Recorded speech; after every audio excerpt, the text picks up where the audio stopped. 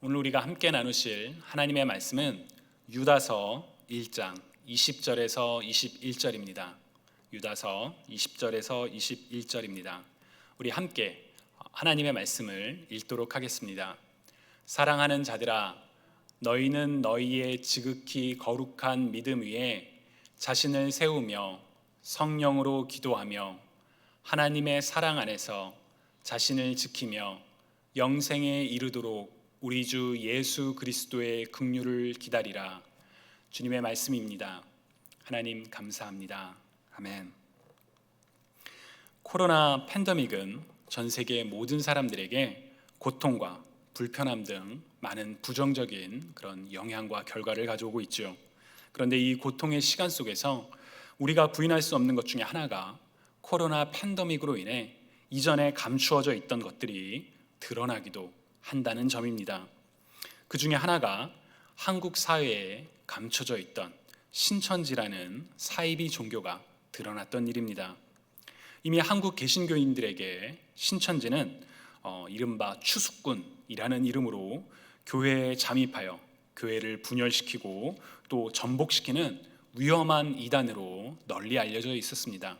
그러나 사회 일반에서는 그냥 개신교의 종파 중에 하나구나, 그렇게로만 알려져 있었죠.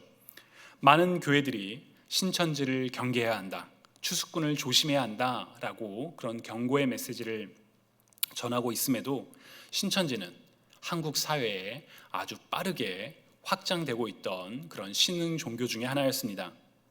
그러나 2020년 2월 신천지 신도로 밝혀진 환자가 증상이 있음에도 불구하고 방역당국의 지시를 따르지 않고 종교 행사에 참석해서 이로 인해 한국 사회에 코로나 바이러스가 폭발적으로 증가하는 사건이 일어났습니다. 이전까지는 한국 사회가 전 세계로부터 코로나 방역을 잘하고 있는 나라라고 알려져 있었는데, 이 사건을 계기로 한국은 코로나 위험국이 되었고 일부 국가들은 한국에서 해당 나라로 입국하는 것을 금지하는 일들이 일어나기 시작했습니다.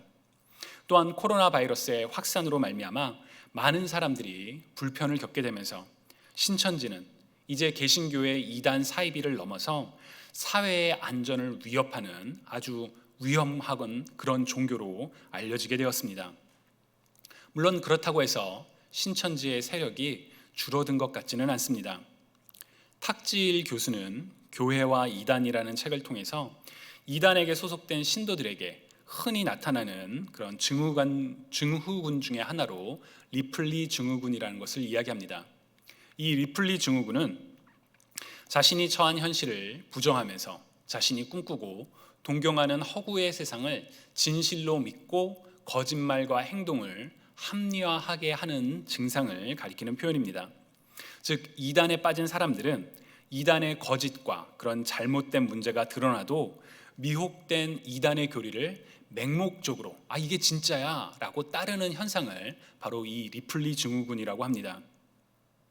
코로나 바이러스로 인해 신천지의 문제점이 사회에 널리 드러났지만 여전히 신천지를 따르는 많은 사람들이 있다는 것이 바로 이 모습을 보여주는 것이지요.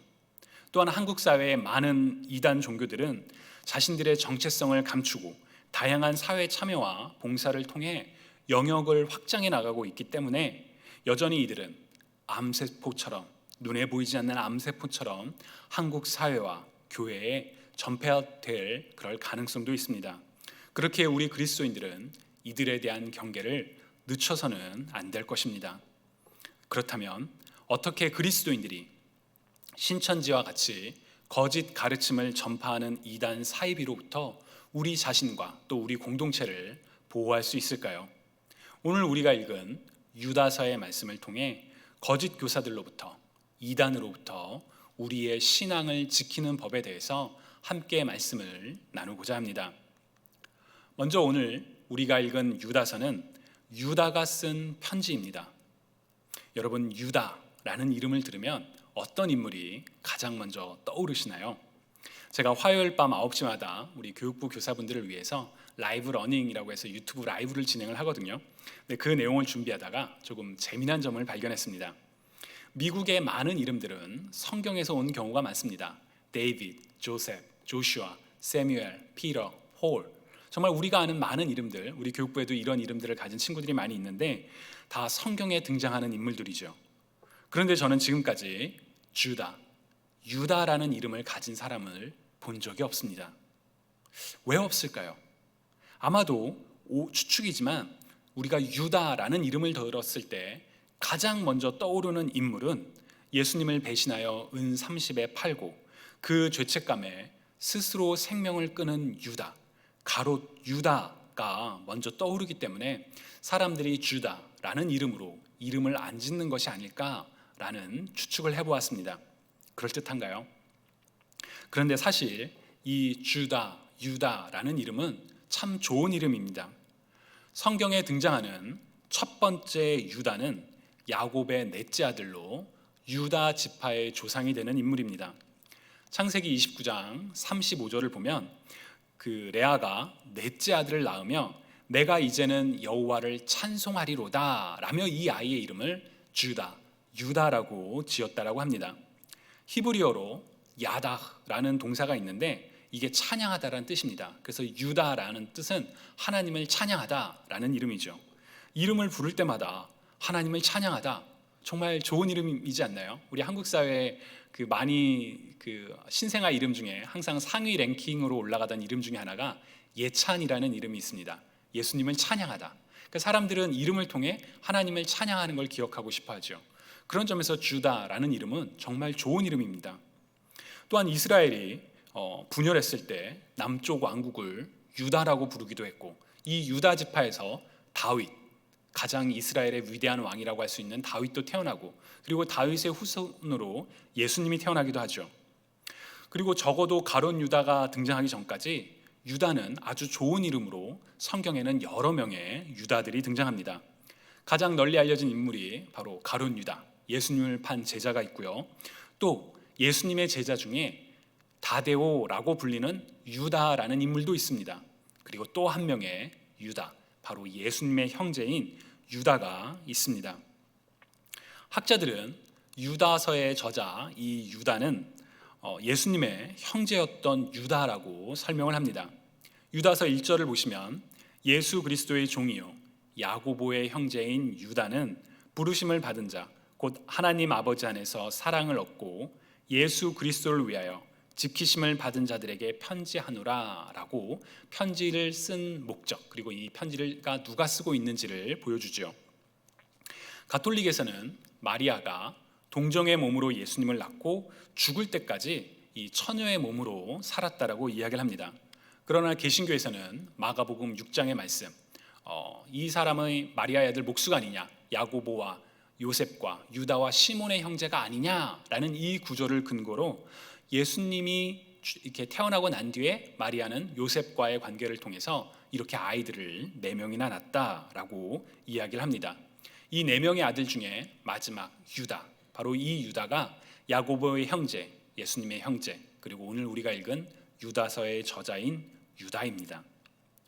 유다서는 한 장에 한 장에 불과한 짧은 편지이지만 당시에 만연한 교회 내에 거짓 교사들을 분별하도록 돕는 중요한 내용들이 담겨 있는 편지입니다.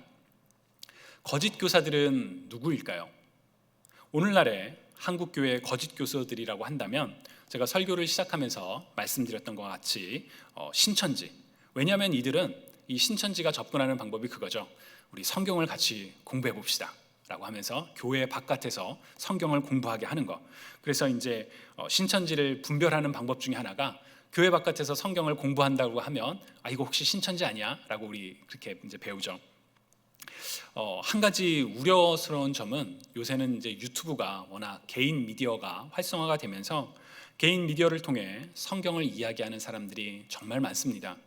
그 중에는 정말 성경적인 관점대로 잘 설명하시는 분들도 계시지만 그렇지 않은 경우 성경을 이야기하는 듯 하지만 성경이 아니라 자신의 이야기를 하는 분들도 참 많습니다. 또 그런 영상들은 왜 그런지 조회수가 또 너무 많아요. 그러다 보니까 우리가 보통 그럴 때가 있죠. 리뷰가 많으면 좋은 물건이다, 이런 것처럼 유튜브에 조회수가 많으면 이거 좋은 영상이다, 이렇게 생각을 하는 경우가 있는데 정말 분별이 거짓 교사들을 분별하는 그런 지혜가 필요한 때를 우리가 살아가고 있습니다.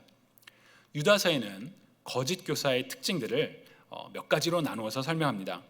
먼저 4절을 보시면 몇몇 사람이 몰래 숨어들었기 때문입니다. 이제 이 거짓 교사들이 몰래 숨어들었다는 거죠. 성경에는 그들이 받을 심판을 옛날에 미리 적어 놓았습니다. 그들은 경건하지 못한 자들로서 우리 하나님의 은혜를 방종거리로 만들고 오직 한 분이신 지배자여 우리의 주님이신 예수 그리스도를 부인하는 자들입니다 라고 유다는 이야기합니다. 몰래 숨어든 이들, 경건하지 못하다, 하나님의 은혜를 방종거리로 만들다. 무슨 뜻이냐면 하나님의 은혜를 용서와 구원을 받았음에도 불구하고 자 이제 그것을 받았으니 자유로워도 돼, 하고 싶은 대로 마음껏 다 하면서 살아, 방탕하게 살아도 돼 라고 말하는 사람들이 바로 거짓 교사들의 주장이라는 것입니다.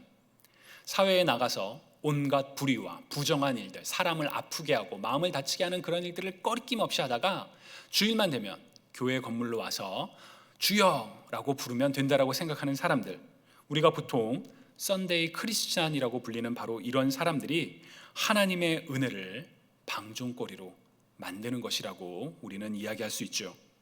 또한 그리스도이신 예수 그리스도를 부인하는 자들, 거짓 교사들 중에는 노골적으로 나는 그리스도를 믿지 않아, 나는 그리스도의 십자가를 믿지 않아 라고 말하는 사람은 아무도 없을 것입니다. 마치 그리스도를 알고 믿는 것처럼 겉으로는 말하지만 사실은 그리스도의 사역을 부인하는 사람들, 예를 들어 우리 모두는 오직 그리스도의 죽음과 부활을 믿음으로 구원을 얻었죠. 그런데 이들 거짓 교사들은 그리스도를 믿는 것만으로는 충분하지 않습니다. 할례를 받아야 하고 율법을 지켜야 하고 안식일을 지켜야 한다, 이런 일을 하고 저런 일을 해야 하지만 구원을 얻을 수 있다, 구원을 완성할 수 있다라고 주장을 합니다. 이러한 주장은 그리스도의 완전한 사역을 부정하는 것이지요. 주님이 사랑하시는 여러분, 우리는 오직 그리스도를 믿는 믿음으로 말미암아 구원을 얻었다라는, 구원은 하나님께서 값없이 우리에게 주신 선물이요 은혜라는 것을 기억하시기 바랍니다. 우리의 어떤 행위도 우리의 구원을 돕는, 구원을 완성하는 그런 수단이 될 수가 없습니다. 우리는 오직 그리스도를 믿는 믿음으로 구원을 값없이 우리의 행위와 상관없이 거저받았습니다. 그래서 은혜라고 부르지요. 다만 구원의 선물을, 은혜를 입은 우리는 하나님의 거룩하시고 완전하신 뜻을 따라 하나님의 말씀대로 살아가야 합니다. 바로 그것이 우리의 믿음을, 그리스도를 믿는 믿음을 증명하는 과정이며 또한 하나님을 향한 우리의 사랑의 고백이라는 우리 지난번에 나눴던 요한 1서의 말씀을 기억하시기 바랍니다. 유다는 거짓 교사들의 특징을 계속해서 이야기합니다. 12절과 13절을 보시면 이 사람들은 함께 먹을 때에 자기 배만 불리면서 겁없이 먹어대므로 여러분의 애찬, 우리 교회가 함께하는 식사, 그걸 이제 애찬이라고 그러는데 그 애찬을 망치는 암초입니다. 그들은 바람에 밀려다니면서 비를 내리지 않는 구름이요, 가을이 되어도 열매 하나 없이 죽고 또 죽어서 뿌리채 뽑힌 나무요, 자기들의 수치를 거품처럼 뿜어 올리는 거친 바다 물결이요, 길 잃고 떠도는 별들입니다. 짙은 어두움이 그들에게 영원히 마련되어 있습니다. 문학적인 표현들이 많아서 조금 잘 다가오지는 않지만 간단히 말하면 이들의 겉모습은 그럴듯하지만 속은 아무것도 없어요. 속은 비어 있습니다 라고 이야기하는 것입니다. 예를 들어 농경사회에서 비는 매우 중요했습니다. 그래서 성경은 종종 하나님의 비를 늦은 비와 같이 임하시리라, 이런 식으로 비를 하나님의 은혜로 비유했죠. 그래서 사람들은 구름을 보면 비가 내리겠구나, 은혜가 오겠구나 라고 생각을 하는데, 구름은 있지만 비를 내리지 않는다는 것은 겉모습은 그럴듯하지만 아무것도 없다는 것이죠. 가을이 되면 이제 우리 가을에 많은 나무에서 이제 수확을 할 텐데 그런 열매를 맺는데 실제로는 열매를 맺지 못하는 죽은 나무다. 그렇다면 아무런 쓸모가 없다는 것이겠죠. 이처럼 거짓 교사들은 겉모습은 그럴듯하지만 속은 깡통처럼 비어있는, 그래서 요란하기만 한 이들이 거짓 교사들이다 라고 유다는 이야기합니다. 또한 16절을 보시면 이들은 불만에 쌓여서 불평을 늘어놓는 사람들이요 자기들의 욕심대로 사는 사람들입니다. 그들은 입으로 허풍을 떨다가도 이익을 챙기기 위해서는 남에게 아첨을 합니다 라고 이야기를 합니다. 불만과 불평을 늘어놓고 욕심을 쫓으며 거짓과 아첨을 일삼는 사람들이 거짓교사라고 이야기를 합니다. 제가 이 말씀을 묵상하면서 문득 그런 생각이 들었습니다. 과연 거짓교사들은 누구일까? 라는 질문입니다. 거짓교사, 우리는 교사라는 말로 인해서 거짓교사들이 교회에서 직분을 맡고 있는 사람들, 가르치는 사람들이라고만 이렇게 생각을 하는, 저는 이제 거짓교사라는 단어를 들으면 이제 제가 또 목회자니까 내가 거짓교사가 되면 안 돼, 막 이런 경각심을 갖는데, 이 특징들을 보다 보니까 정말 많은 사람들이 이 거짓교사에 해당할 수 있지 않을까라는 생각이 들었습니다. 예를 들어 하나님의 은혜를 방종거리로 만드는 사람들, 곧 하나님의 은혜를 입은 자녀로서 살아가지 못하고 온갖 욕심과 그런 악행을 저지르다가 주일에만 돌아와서 예배자인 척, 교인인 척하는 썬데이 크리스천들, 또 세상 가운데 불평과 불만하고 욕심대로 사는 그런 모습들이 거짓교사라고 하면 정말 많은 사람들이 실은 이 거짓교사의 모습처럼 하나님의 눈에 그렇게 비친 채 살아가는 것은 아닐까라는 그런 생각이 들었습니다. 그래서 참 이 말씀이 무겁게 다가오더라고요. 우리는 신천지처럼 교회의 공동체를 위협하는 교회의 외부의 거짓 세력들을 맞서야 하기도 하지만, 우리 교회의 내부에서 정말 참된 그리스도인으로 살아가지 못하는 우리의 모습들도 경계해야 하는, 그래야지만 우리가 비로소 올바른 그리스도인으로 살아갈 수 있구나라고 생각을 하니 정말 우리가 정신을 똑바로 차리고 정말 믿음을 지켜야겠다라는 그런 경각심이 다가왔습니다. 자, 그렇다면 우리는 어떻게 거짓 교사들의 위협으로부터 우리의 믿음을 지킬 수 있을까요? 유다는 거짓 교사들은 이런 사람들이니 조심하십시오 라고만 그치지 않습니다. 우리가 이렇게 해야 합니다 라고 권면합니다. 바로 그 내용이 오늘 우리가 읽은 본문입니다. 그러나 사랑하는 여러분은 가장 거룩한 여러분의 믿음을 터로 삼아서 자기를 건축하고 성령으로 기도하십시오. 하나님의 사랑 안에 머무르면서 자기를 지키고 영생으로 인도하는 우리 주 예수 그리스도의 자비를 기다리십시오. 아멘. 거짓 교사들의 위험 속에서 우리 그리스도인들이 행해야 하는 첫 번째 일은 바로 믿음 위에서 자신을 건축하는 일입니다. 개역 개정에서는 거룩한 믿음 위에 자신을 세우라 라고 번역을 하고 있죠. 근데 새 번역이나 다른 영어 성경을 보면 이 단어는 건축하다, build라는 단어를 사용합니다.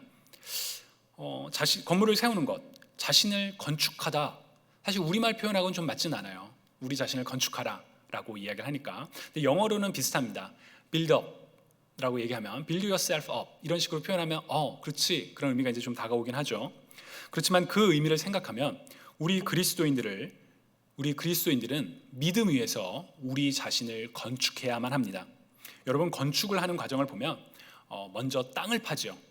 땅을 파서 기초를 튼튼히 하기 위해서 모래 위에 지은 집이 아니라 반석 위에 지은 집이 되도록 땅을 아주 튼튼하게 그 기초를 세웁니다. 그리고 그 위에 틀을 만듭니다. 철골을 사용할 때도 있고, 아니면 우리 교회 건물처럼 큰 나무의 틀로 대들보를 이렇게 만들 때도 있습니다. 그리고 그 안을 채워나가기를 시작하죠. 건축의 과정은 모두가 다 중요하지만 사실 이 기초를 세우는 과정, 이 기반이 약하면 건물이 제대로 설 수가 없겠죠. 그렇기 때문에 기초를 세우는 과정이 정말 중요합니다. 성경은 우리 그리스도인들이 건물을 세워나가듯이 우리의 그리스도인들이 거짓 교사의 위협으로부터 우리를 지키기 위해 든든한 기초, 곧 믿음 위에 우리 자신을 건축하라고 이야기를 합니다.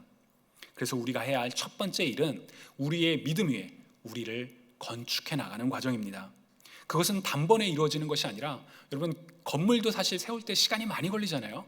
꾸준한 시간과 순서대로 차근차근 정말 모든 과정에 정성을 들여 이루어지는 과정입니다. 거룩한 믿음의 기초를 쌓기 위해 우리 그리스도인들은 가장 먼저 하나님의 말씀을 온전히 그리고 정확히 알아야 합니다. 거짓 교사들이 사실 이 진리를 살짝 가리고 비틀기 때문에 우리 각자가, 우리 공동체가 하나님의 말씀을 단순히 읽는 것을 넘어서 묵상하고 공부하는 과정을 통해 우리는 영적인 성숙의 과정으로 나아가야만 합니다. 또한 믿음 위에서 우리를 세워나간다는 것은 우리가 성경을 아는 것에 그치는 것을 의미하지 않습니다. 우리가 건물에 기초를 세우고 틀을 세우고 외형을 만들어 나가는 것처럼 우리가 믿음을 세우기 위해 성경을 알고 그 말씀대로 실천하는 과정이 우리에겐 필요합니다. 아까도 소개해드렸던 그 교회와 이단이라는 책을 보면 그 탁재일 교수는 이단은 사회적인 활동을 통해서 사회의 신뢰를 쌓아가며 빠르게 교세를 확장해 나가고 있다. 그런데 한국 교회는 빠르게 한국 사회로부터 신뢰를 잃어가고 있다. 우리가 정말 이 이단으로부터 이런 점은 배워야 한다. 우리도 사회에 나가서 사람들로부터 신뢰를 쌓는 건강한 교회의 모습을 보여줘야 된다라고 주장을 합니다. 왜 사람들이 교회를 신뢰하지 못하게 되었을까요?